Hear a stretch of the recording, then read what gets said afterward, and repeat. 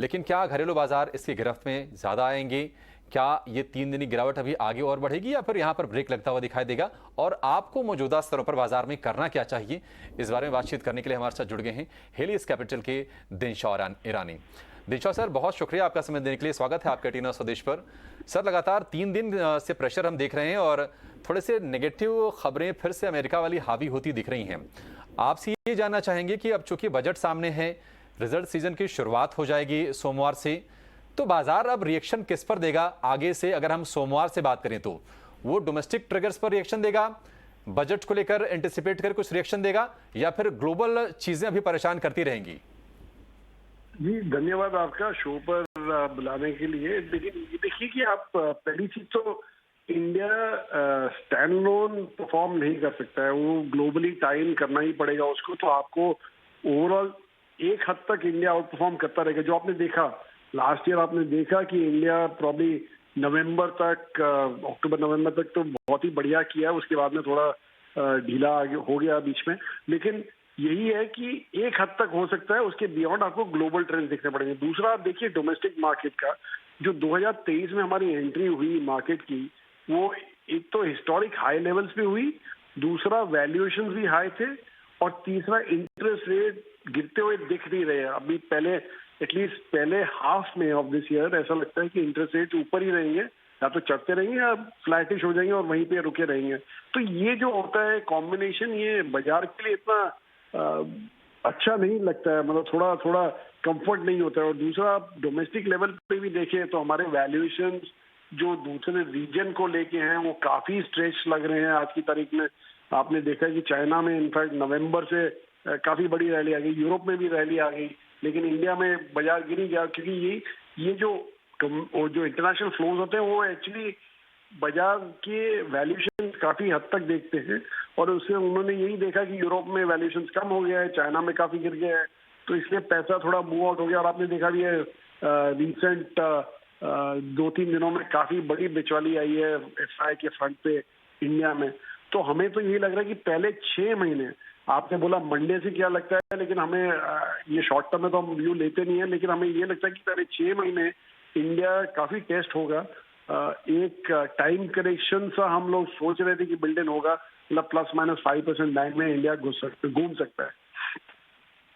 नमस्कार दिनशा जी, मैं सृष्टि बात कर रही हूँ। जैसे कि सोमवार से नज़र रहेगी नतीजों पर, तो देखिए आईटी के लिए तो शायद मार्केट अपना वर्डिक्ट दे ही चुका है, क्योंकि आज भी आईटी काफ़ी बुरी तरीके से पिटते हुए नजर आए हैं। अगर इस गेम को छोड़ दे तो कौन से ऐसे 2 सेक्टर्स रहेंगे? एक आपसे समझना चाहेंगे कौन सा ऐसा सेक्टर है जो आपको लगता है कि इन्वेस्टर्स को खुश कर सकता है, उस पर आपकी नज़र रहेगी, और कौन सा ऐसा दूसरा सेक्टर रहेगा जिससे आप बच के चलना पसंद करेंगे?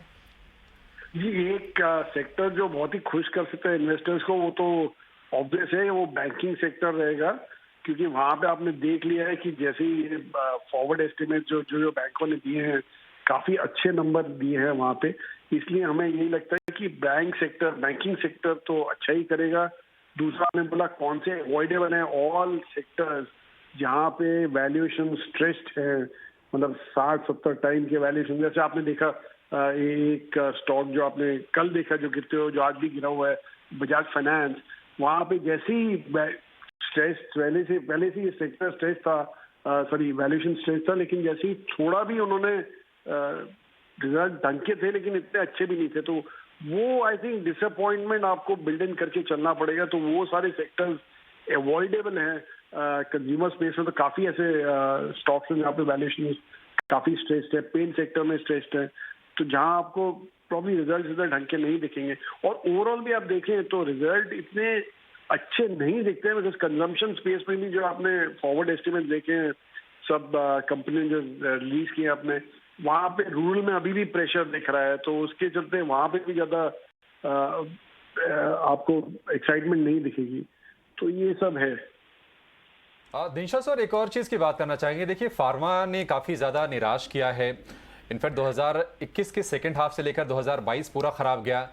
क्या 2023 में कुछ उम्मीद करनी चाहिए इस सेक्टर से, और अगर हाँ तो आपके फोकस इसमें स्टॉक्स कौन से होंगे? जी देखिए, हमारे फार्मा सेक्टर आप क्लियरली 2 पार्ट्स में स्प्लिट कर सकते हैं। एक है जो डोमेस्टिक फेसिंग है फार्मा कंपनीज हैं, और एक है जो थोड़ा डोमेस्टिक फेसिंग है, लेकिन एक्सपोर्ट्स में ज्यादा है और मेनली यूएस ही रहता है एक्सपोर्ट। तो वहां पे जो यूएस की जो फेसिंग कंपनी है वहां प्रेशर जारी रहा ही है। तो आपको वहां पे तो सिलेक्टिवली आपको ऐसी कंपनियां देखनी पड़ेंगी जहां पे उनकी पाइपलाइन इतनी अच्छी है कि जो जैसे जैसे पुराने प्रोडक्ट्स में प्रेशर दिखता है वो रिप्लेस कर सके उसको, वैसी पाइपलाइन होनी चाहिए। और वहां पे सिर्फ चुनिंदा ही एक आध कंपनी है जो ये कर सकती है। दूसरा जो डोमेस्टिक फेसिंग है वहां पे एक्चुअली डोमेस्टिक में तो काफी अच्छा हुआ है अभी तक, लेकिन यही है कि अगेन वैल्यूएशन इतने ज्यादा हो गए हैं विज़ावी अदर फार्मा कंपनीज के, वहां पे भी कंफर्ट दिखता नहीं है। तो इसलिए हमें तो ये लगता है कि सिलेक्टिवली आपको बेट लेना पड़ेगा डोमेस्टिक फार्मा कंपनी में। फोकस आपका डोमेस्टिक में होना चाहिए, डोमेस्टिक फार्मा में और एक्सपोर्ट ड्रिवन में जहाँ पे पाइपलाइन क्लियर हो वो। दिनशा जी, मेरा एक फॉलोअप क्वेश्चन है। देखिए, बैंकिंग को लेकर तो आपने पॉजिटिव नज़रिया बताया ही, पर साल 2022 अगर क्लियरली हम किसी को बोलें तो पीएसयू बैंकिंग का था, जहां पे हमने बहुत सारे कंपनीज को अपने मल्टी ईयर हाइज पे जाते हुए देखा स्टॉक प्राइस के लिहाज से। पर क्या साल 2023 के लिए भी हम ये नज़रिया बना के चल सकते हैं, और अगर हाँ तो कौन सी ऐसी कंपनीज रहेंगी जिस पे आप पैनी नज़र रखेंगे? जी, मैं कंपनियों के तो नाम नहीं बताऊंगा, लेकिन आपने जो पीएसयू का जिक्र किया ना, वहां पे आप देखिए कि एक ट्रेंड रहता है। अभी वैल्यूएशन इतने अपीलिंग हो गए थे एक लेवल पे, जब आप कंपेयर करें प्राइवेट सेक्टर बैंक से, तो उसके चलते आई थिंक वैल्यूएशन पिकअप जो हुआ है वो हुआ है। इनफैक्ट मैं कल ही देख रहा था कि पूरे साल में FY22 CY22 में पीएसयू बैंक का इंडेक्स 70% ऊपर था, जो बहुत ही बड़ा कंट्रीब्यूटर था to the overall rally. Now अभी आप देखिए कि वो लेवल अभी पहुंच गया। हमें यही लगता है कि यहाँ से थोड़ा ब्रीदर लेना चाहिए ये सेक्टर को, बिकॉज इतना ज्यादा भी खास कुछ चेंज हुआ नहीं है यहाँ पे in the PSU space. Budget को लेके थोड़ा और उथल पुथल रहेगी, लेकिन पॉइंट इज कि वहाँ पे हमें लग रहा है कि हो गया। हमें तो ज्यादा प्राइवेट सेक्टर बैंक पे ध्यान हमारा है, क्योंकि वहाँ पे जैसे हमने पहले ही बोला था कि राइजिंग इंटरेस्ट रेट सिनेरियो में they are the best place to capture that, क्योंकि उनके निम्स वगैरह नेट इंटरेस्ट मार्जिन सीधे एक्सपैंड होना चालू हो जाते हैं। तो इसके चलते हमें तो वही अच्छा लगता है और इसीलिए हम वहीं पे बने रहेंगे। दिनशा सर, दो छोटे छोटे क्वेश्चन उनको मैं क्लब करूंगा। एक तो वो कंपनियां न्यू एज टेक्नोलॉजी वाली स्पेस वाली, नायका, पेटीएम, कार्ट्रेड, एक लंबी लिस्ट है जिनको लेकर उत्साह ज़्यादा था, लेकिन विश्वास में कमी दिखाई दी और ये सारे के सारे शेयर धड़ाम होते हुए दिखाई दिए। अब ये बताइए कि इनमें 2023 में अगर किसी को नज़र में रखना है, क्या आपको लगता है कि कुछ है वहाँ पर वैल्यू बाइंग बन सकती है? दूसरी चीज़ आप ये बताइए कि आप चूंकि बजट आ रहा है, हार्डली यहाँ से 20-25 दिन का समय रह गया है, आपकी नज़र कौन से सेक्टर्स पर होगी और कहाँ आप फोकस कर रहे होंगे उसके लिए? जी देखिए, आपने जो कंपनियों के नाम लिए वो mainly they are platform companies, मतलब वो एक प्लेटफॉर्म प्रोवाइड करती है जहाँ पे आप रेगुलर बाइंग सेलिंग जो करना है कर सकते हैं वहाँ पे।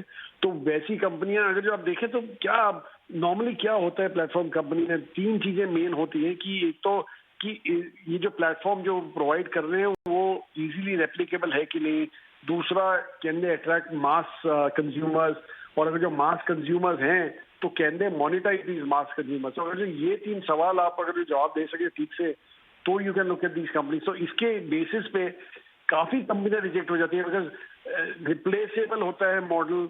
दूसरा, अगर जो दे अट्रैक्ट कंज्यूमर को अट्रैक्ट करते हैं तो दे मोनेटाइज नहीं कर सकते हैं वो लोग। तो वैसा आप अगर जो अप्लाई करें तो वहाँ पे चुनिंदा ही 3-4 कंपनियां जो आइडेंटिफाई करके आप बैठ सकते हैं जिनके साथ।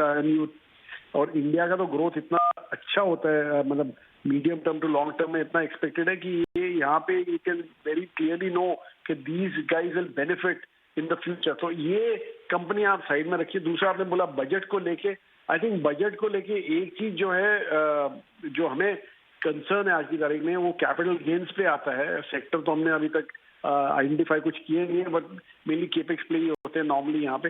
लेकिन एक जो है वो कंसर्न ये है कि कैपिटल गेन से ज़्यादा टिंकर नहीं करना चाहिए गवर्नमेंट को। अगर जो वहाँ पे कुछ टिंकरिंग हुआ, लाइक टेन्योर बढ़ा दिया for long term gain, short term gains का, और एल्स कोई ट्रेड चेंज किया तो बहुत प्रॉब्लम हो सकती है मार्केट को। बट बहरहाल हमने सेक्टर स्पेसिफिक कुछ देखा नहीं है यहाँ पे। तो सर, बहुत शुक्रिया हमसे बातचीत करने के लिए और बाजार को लेकर दर्शकों को गाइड करने के लिए। चलिए अब लेकर आएंगे अपने टेक्निकल एक्सपर्ट